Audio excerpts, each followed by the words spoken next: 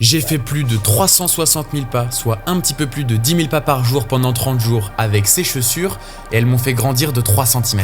Dans cette vidéo, je vais vous faire le bilan de cette expérience, vous expliquer ce qui s'est passé, pourquoi est-ce que j'ai fait ça, bref, je vais tout vous expliquer. Avant de commencer cette vidéo, je tiens à dire que je suis pas un expert, je suis pas podologue ni rien, je vais simplement vous faire le bilan de ma propre expérience. Donc toutes les données et les astuces que je vais vous partager ont été tirées d'études scientifiques, mais à partir du moment où je vous fais mon propre bilan personnel, là il n'y a rien de scientifique, c'est simplement mon propre ressenti. Voilà, petite mise au point de fait, on peut commencer la vidéo.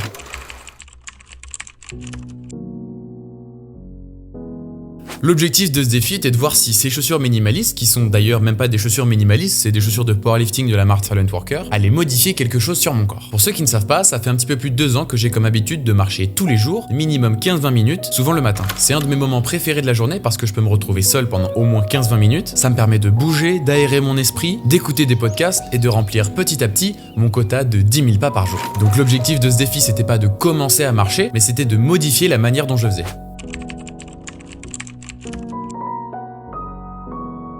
Pour que ce soit plus simple pour vous et que vous compreniez un petit peu mieux, je vais vous faire la liste des bienfaits et des méfaits que j'étais censé ressentir et voir si oui ou non je les ai ressentis. Le premier concerne la modification de la foulée. Selon Physiothérapie Universelle, les chaussures minimalistes favorisent une attaque de l'avant-pied, réduisant de 40% l'angle de flexion dorsale de la cheville lors de l'impact avec le sol, changeant donc le patron de course. En gros, le patron de course, c'est ta technique, c'est comment est-ce que tu marches. Et bien pour le coup, c'est vrai. J'étais quasiment obligé de marcher avec l'avant de mon pied parce que sinon c'était mon talon qui tapait en premier et je vous avoue que c'était hyper désagréable. Le deuxième bienfait concerne le renforcement musculaire. Toujours selon Physiothérapie Universelle, l'utilisation de chaussures minimalistes sollicite davantage les muscles des mollets, du tendon d'Achille et du pied, ce qui peut conduire à un renforcement de ces os. Et bien encore une fois, c'est totalement vrai. Mon tour de mollet a augmenté de 2 cm, ce qui est plutôt un exploit parce que j'ai jamais eu de mollet, et surtout, tous les muscles de mon pied sont beaucoup plus forts. Il faut savoir qu'on a 29 muscles dans le pied. Il est donc super important d'essayer de tous les développer au maximum pour être le plus stable possible lorsque l'on marche, et surtout avoir un meilleur équilibre lorsqu'on fait du sport. Visuellement, sur mes pieds, je vois pas de changement significatif, mais j'ai quand même l'impression qu'ils se sont élargis. Car lorsque je marche avec des chaussures minimalistes, ils sont complètement exposés au sol et ils peuvent bouger naturellement dans la chaussure. Mais attention, ici, rien de scientifique, c'est simplement un ressenti personnel. Le troisième bienfait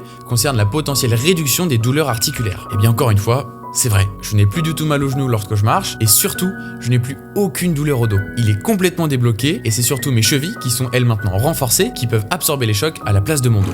Maintenant, passons aux méfaits. Le premier concerne la transition. Il est important de dire que lorsque vous faites la transition chaussures normales de running, bref les chaussures avec lesquelles vous marchez, jusqu'aux chaussures minimalistes, il faut y aller progressivement. Il est recommandé de commencer par faire entre 2000 et 3000 pas par jour avec les chaussures minimalistes pour laisser le temps à votre corps de s'habituer petit à petit. Évidemment, vous me connaissez, j'y suis allé comme un bourrin, sans aucune autre étape, je fais 10 000 pas direct avec, et ça a été une grosse erreur. La première semaine a été assez compliquée parce que j'avais des grosses douleurs aux talons, aux chevilles et aux voûtes plantaires. Pour vous dire, j'ai même failli arrêter le défi tellement j'avais mal. En plus de ça, j'ai majoritairement marché sur des chemins de campagne qui ressemblaient à ça, donc c'est pas le top du top. Le deuxième méfait concerne l'inconfort des surfaces dures. Comme le méfait précédent, il était conseillé de ne pas directement passer du coq à l'âne et de commencer progressivement à marcher pourquoi pas sur du sable, sur de l'herbe, bref, sur des surfaces molles. Et évidemment, vous commencez à comprendre, j'ai commencé directement par marcher sur du gros bitume et sur des gros cailloux pour être sûr de bien habituer mes pieds, c'était une super idée. Donc ici, comme le précédent, c'est véridique. Les premiers kilomètres sur du bitume ou sur des cailloux sont assez compliqués, mais je dois avouer qu'on s'habitue assez vite.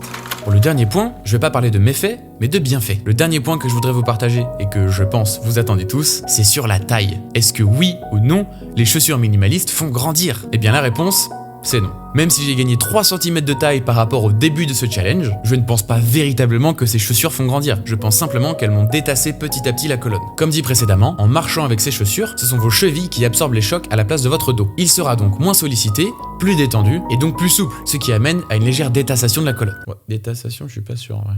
Encore une fois, rien de magique.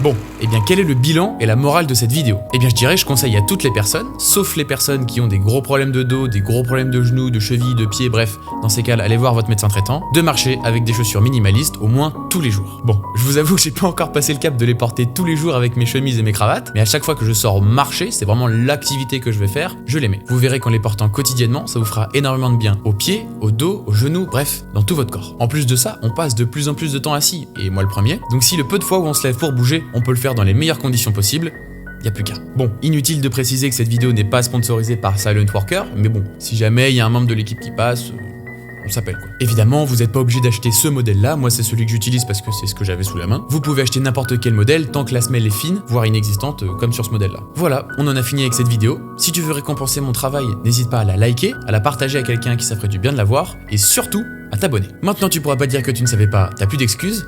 Merci de m'avoir accordé ton temps, c'était Louis, ciao.